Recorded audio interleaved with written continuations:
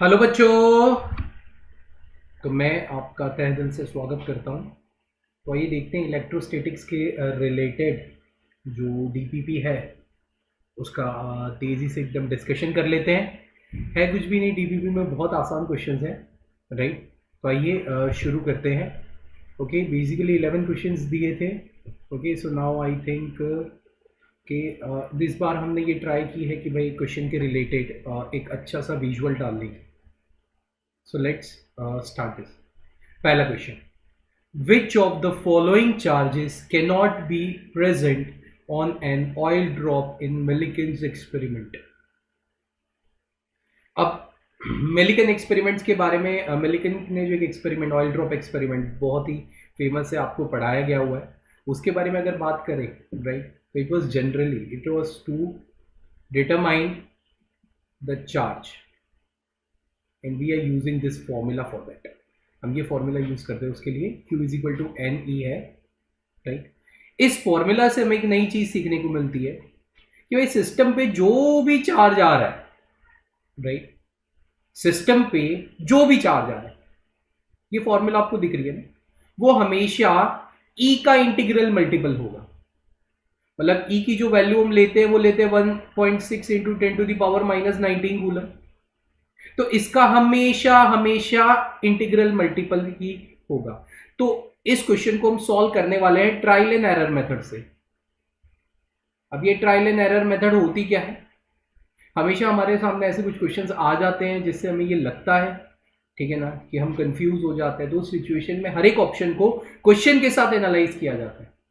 अगर मैं पहला ऑप्शन कह रहा हूं तो Q की वैल्यू हमें कितनी दी हुई है, 4 into 10 to the power minus 19 coulomb, right. अगर इसको मैं डिवाइड बाई 1.6 कर रहा हूं, right, so we are not getting any, हमारे पास एक फ्रैक्शनल वैल्यू आएगी।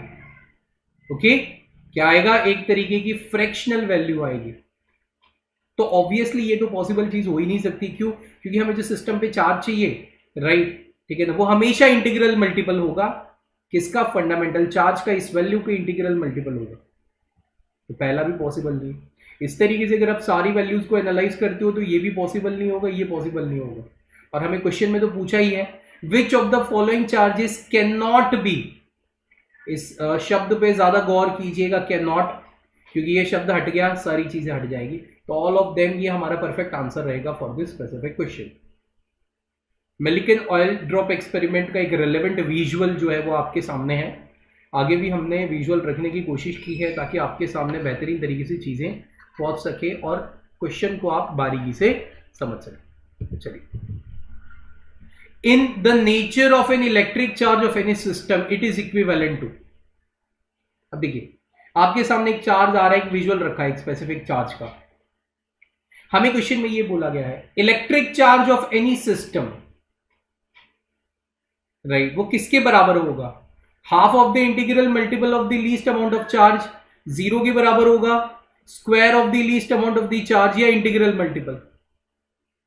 तो मैं आपको सीधा एनसीईआरटी के पहले 2 पन्ने आपको याद दिलाना चाहता हूं इलेक्ट्रोस्टैटिक्स के। उसमें एक वर्ड है, अगर आपने ध्यान से उस एनसीईआरटी में गौर किया होगा, आपने लेक्चर्स में भी देखा होगा, quantization of charge, right, quantization of charge. Quantization of charge क्या कहता है? The charge on the system is integral multiple of the fundamental charge या least amount of the charge, जहां पे E की जो वैल्यू आती है वो 1.6 into 10 to the power minus 19 coulomb रहती है, राइट। तो यहां पे इस फॉर्मूला के रिस्पेक्ट में हमारा जो आंसर हो जाएगा, the D will be the perfect answer for this specific question, right. चलिए नेक्स्ट क्वेश्चन की तरफ बढ़ रहे हैं। Consider the neutral sphere, neutral conducting sphere. A positive point charge is placed outside the sphere, then net charge on the sphere will be. अब मान लीजिए हमारे पास एक विजुअल में एक हमने कंडक्टिंग स्फीयर रखा है। अब इसके नजदीक आउटसाइड द स्फीयर एक छोटा सा क्यू चार्ज रख रहे हैं। एक सिचुएशन दी हुई है क्वेश्चन में, राइट। तो वो क्या बता रहा है, क्या उसमें चेंजेस आएंगे, स्फीयर के नेट चार्ज में क्या चेंजेस आएंगे, उसके रिलेवेंट हमें 4 ऑप्शन दिए गए। पहला ऑप्शन क्या है, negative and distributed uniformly over its surface, right. System का जो नेट चार्ज होगा उसके बारे में बताया गया है। Negative and appears only at a point on the sphere closest to the point charge. Negative and distributed non uniformly over the entire surface of the sphere, या फिर जीरो रहेगा। अब देखिए, पहले से हम बता दें कंडक्टिंग न्यूट्रल स्फीयर है, इसका मतलब क्या है, मान लीजिए the number of the positive charges that is equivalent to number of the negative charges, right, तभी वो न्यूट्रल रहता है। न्यूट्रल इसका मतलब ये नहीं है कि चार्जेस का प्रेजेंस नहीं है, राइट। पॉजिटिव और नेगेटिव चार्जेस दोनों की इक्विवेलेंस, राइट, वो इक्वल हो जाता है उस सिचुएशन में, राइट, ये मैनेज होता है, उसको न्यूट्रल बोला। अब ये जो नया चार्ज रखा है आउटसाइड द स्फीयर, तो मैं एक चीज ये बता दूं, इसकी वजह से, राइट, इसकी वजह से, ठीक है ना, इंटरनल कॉन्फ़िगरेशन, जो भी इंटरनल नंबर ऑफ चार्जेस में कोई फर्क नहीं पड़ेगा, as of the presence of plus Q outside the sphere, right, इसकी वजह से, राइट, नंबर ऑफ चार्जेस में कोई इफेक्ट नहीं आएगा, राइट, नंबर ऑफ चार्जेस में कोई इफेक्ट नहीं आएगा। हाँ, ये पॉसिबिलिटी हो सकती है कि प्लस क्यू रखने से, ठीक है ना, ये जो नेगेटिव चार्जेस है सिस्टम में, राइट, वो इसकी तरफ थोड़ा सा अट्रैक्ट हो जाए, राइट, इसकी तरफ थोड़ा सा अट्रैक्ट हो जाए, सिस्टम के बाहर, सिस्टम के एज पे, मतलब इनकी तरफ अट्रैक्ट होकर थोड़ा सा मूव कर ले, ये पॉसिबिलिटी है। But obviously the net charge on the system will be completely zero and this will be the perfect answer for this specific question. आगे बढ़ते हैं नेक्स्ट क्वेश्चन की तरफ। Force between two identical spheres charged with the same charge. अब देखिए, two identical spheres visual is given, they are charged with the same charge। मान लीजिए कि it is having, one is having the positive and second is also having the positive, fully uniformly distributed, it's okay, ठीक है ना। जब sphere पे charges uniformly distribute होते हैं तो हम उसकी वैल्यू क्यू के बराबर ही लेते हैं, ज्यादा डिटेल में हम नहीं जाते। तो इनिशियल सिचुएशन की बात कर रहा हूं, इनिशियल कंडीशंस हमें क्या दी हुई है, that f is equal to, दोनों पे चार्ज सेम है, that is kq square by r square। अगर मान लीजिए पहले पे q है, दूसरे पे q है, फर्स्ट स्टेप। अब अगर ऐसा हो रहा है 50% चार्ज उधर ट्रांसफर हो रहा है, मतलब पहले इनिशियली क्या चार्ज था, दोनों पे q, अब इसमें से 50% चार्ज हट जाएगा, मतलब ये हो जाएगा q-2, बाहर से तो कहीं से आएगा ही नहीं, जो भी होगा अंदर से ही एक्सचेंज होगा, ये हो जाएगा q प्लस q/2। तो हमारे जो नए चार्जेस आ रहे हैं वो क्या आ रहे हैं, that is q/2, right, and 3q/2। This will be the final charge on both of the spheres. और यहां पे अगर मैं कहना चाहता हूं कि जो नया फोर्स होगा वो क्या हो जाएगा, that will be equivalent to f dash k q square whole divided by r square into 3/4। तो जो नया फोर्स आएगा f dash, that will be is equal to 3f/4 and this will be the perfect answer for this specific question. बहुत simple है, कुछ भी नहीं, 50% charge दे देना मतलब q/2।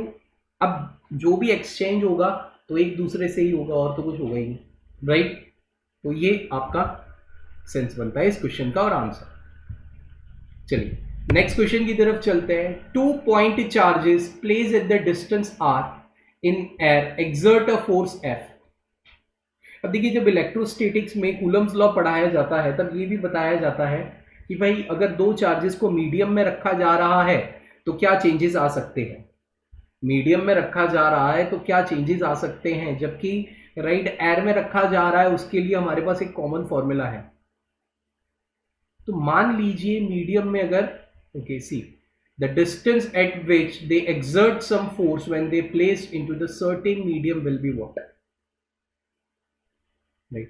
मान लीजिए मीडियम की अगर मैं बात कर रहा हूं तो फोर्सेस हो जाएंगे, फोर्स की वैल्यू क्या हो जाएगी, k q square whole divided by, okay, now this k we can replace it, right.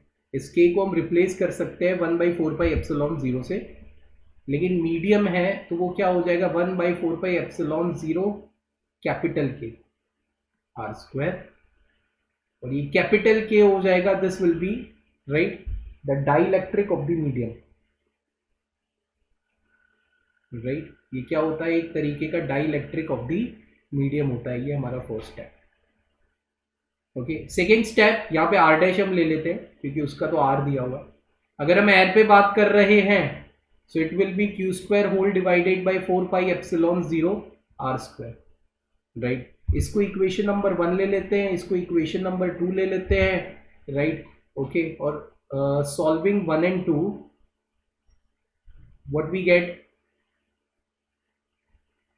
r dash that will be equivalent to r by under root of k, right? Okay, r by under root of k. The third one is a perfect answer for this specific question. Okay, चलिए next question की तरफ चलते हैं। Two charges are placed as shown into the figure. Where should the third charge be placed so that it remains at the rest? अब देखिए +9e है, 16e है। अब इसको हम दो तरीके से सॉल्व करेंगे, एक हम ईमानदारी से सॉल्व करेंगे, राइट, और एक हम करेंगे शॉर्टकट से। ईमानदारी से कैसे सॉल्व होगा, मान लीजिए एक ऐसा हम पॉइंट ले रहे हैं 9e से x डिस्टेंस पे, राइट, जहां पे आपका नेट फोर्स 0 हो रहा है। मान लीजिए let us take an example, ये डिस्टेंस हो जाएगा 70 - x। तो मैं ये ए पॉइंट की बात कर रहा हूं, तो ए पॉइंट पे हम फोर्स की इक्वेशन लिख सकते हैं कि 9e, मान लीजिए हमने एक इमेजिनरी थर्ड चार्ज ले लिया q, राइट। तो ये हो जाएगा k 9e whole divided by x square, and that will be equivalent to k 16e into q whole divided by 70 - x whole square, 70 - x whole square. Okay, now see, यहाँ पे क्या हो जाएगा, k cut हो जाएगा, e cut हो जाने वाला है, q भी कट हो जाने वाला है। तो ये हो जाएगा 3/x and that will B 4/70 - x। अगर इस इक्वेशन को आप ध्यान से रिजॉल्व कर रहे हो, राइट, इस इक्वेशन को अगर आप ध्यान से रिजॉल्व कर रहे हो तो क्या होगा, हमारा आंसर क्या आ जाएगा, राइट। सो ओके, 9e और 16e है, तो 3 × 70 - 3x that is equal to 4x, 7x is equal to 3 × 70, right. तो x की वैल्यू आपकी आ जाएगी 30 सेंटीमीटर, x कहाँ से, राइट, 9e से आपका आंसर आएगा 30 सेंटीमीटर फॉर 9। तो ये तो आपकी हो गई रेगुलर मेथड। अब मैं शॉर्टकट के बारे में बता देता हूं, राइट। शॉर्टकट बहुत सिंपल सी चीज है, राइट। शॉर्टकट क्या है, बहुत बहुत बहुत सिंपल सी चीज है, ठीक है ना। √Q1 √Q1 plus √Q2 into r। अगर दो आइडेंटिकल चार्जेस है तभी आप ये शॉर्टकट यूज कर सकते हो, एल्स थोड़ा सा डिफरेंस हो जाता है। इससे क्या सीधे आंसर आते हैं, राइट, इससे क्या सीधे आंसर आते हैं। मान लीजिए ऊपर वाला जो चार्ज होगा ना उसके रिस्पेक्ट में ही आंसर आएगा, राइट। मान लीजिए ऊपर वाला मैंने ले लिया 9e, नीचे वाला क्या ले लिया 9e प्लस √16, यही है ना दो चार्जेस, और ये डिस्टेंस हमने ले लिया r। सो 3/3 + 4 इंटू r की वैल्यू है 70, ये भी आपका 30 सेंटीमीटर आएगा। लेकिन ये जो 30 सेंटीमीटर हमेशा आता है ना, right, this is with respect to the charge on numerator, right, this is with respect to the charge on numerator, right. Okay, तो ये एक तरीके का शॉर्टकट है जिससे आप डायरेक्ट यूज कर सकते हो। For this question A will be the perfect answer. ये आपका हो गया लॉन्ग मेथड और ये हो गई आपकी शॉर्टकट। चलिए, same 2 point charges 9q and q are kept at the 16 centimetre apart. एक हो गया आपका प्लस 9q, एक हो गया आपका q, कितने डिस्टेंस पे उनको रखा गया है, right, at the distance of 16 centimetre they are kept. तीसरा चार्ज कहां रखोगे, plus q, so that system will remain in equilibrium. System equilibrium में रह रहा है, इसका मतलब क्या है, यहां पे होने वाला नेट फोर्स 0 है। तो अगेन फिर दो मेथड आती है हमारी, क्या हो जाएगी, नेट फोर्स आपका उस पॉइंट पे हो जाएगा 0, इसका मतलब K 9Q into capital Q whole divided by x square, मान लीजिए ये डिस्टेंस x है, राइट। और दूसरा क्या हो जाएगा, K small q into capital Q whole divided by 16 minus x whole square, right. तो यहां से आपका देख रहे हो तो k कट गया, q कट गया, कैपिटल Q कट गया, 3 by x that is equal to 1 by 16 minus x. Okay, तो यहां से अगर आप रिजॉल्व कर रहे हो तो 3 into 16 minus 3x is equal to x, 4x that is equal to 3 into 16, x की वैल्यू बराबर आ जाएगी 12 centimetre.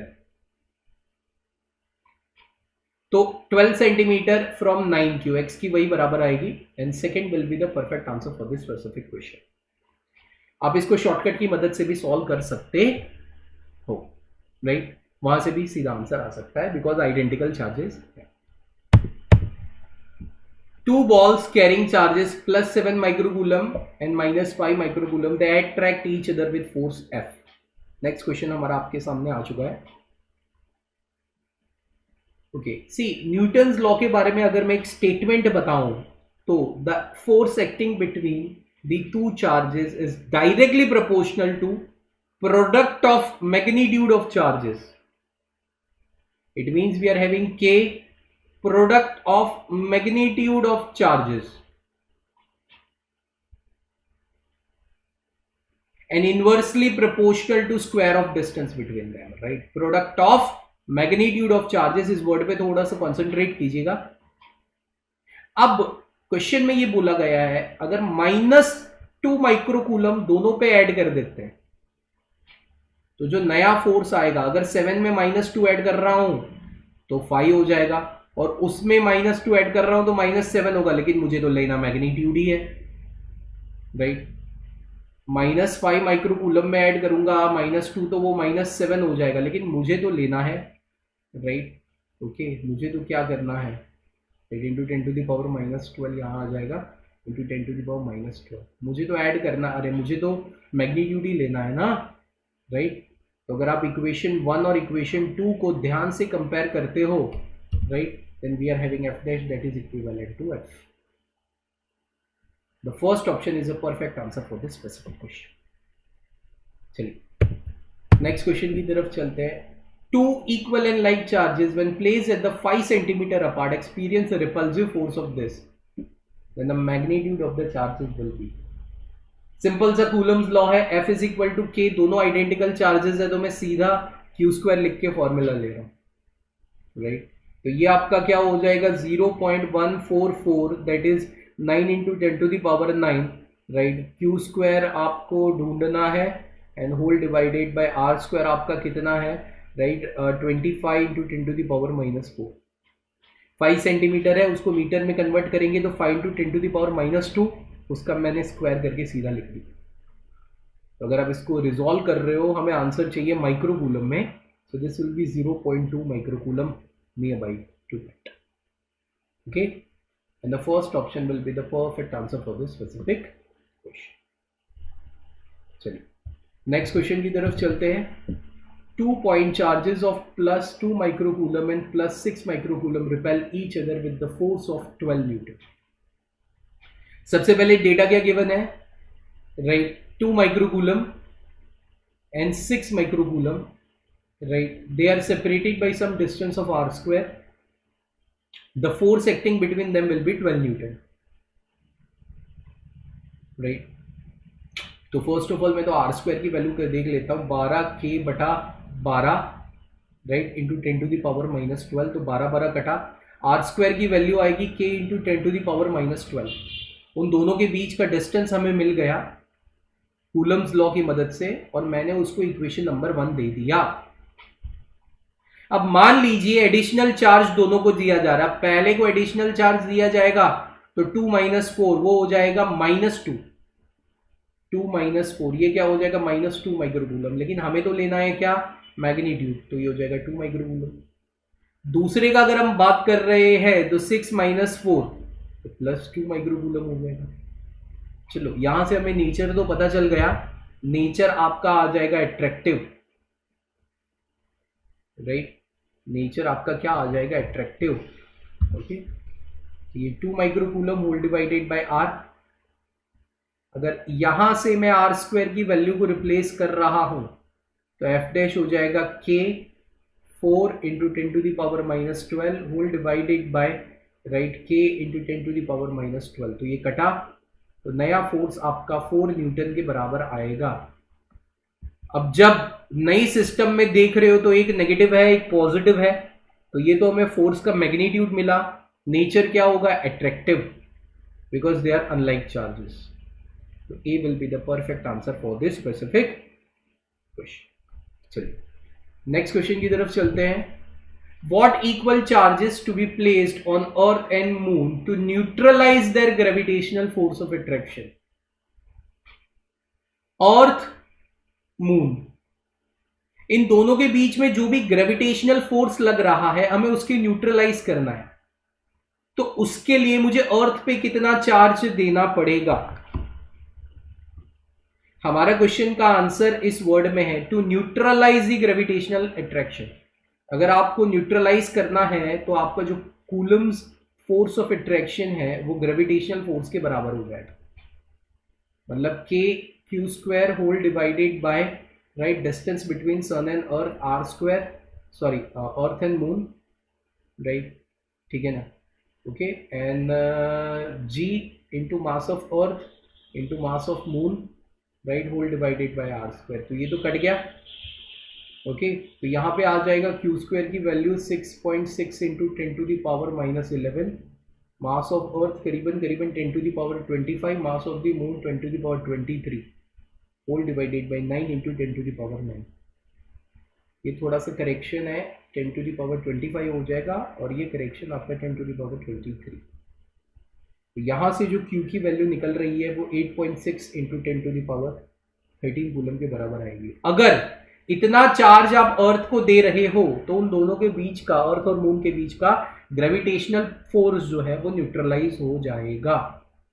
And this is the first answer is a perfect for this specific question, right. So I think आज की DPP यहीं खत्म होती है। Thanks a lot for the watching, thanks for your time. Bye everyone, stay at home, stay healthy, stay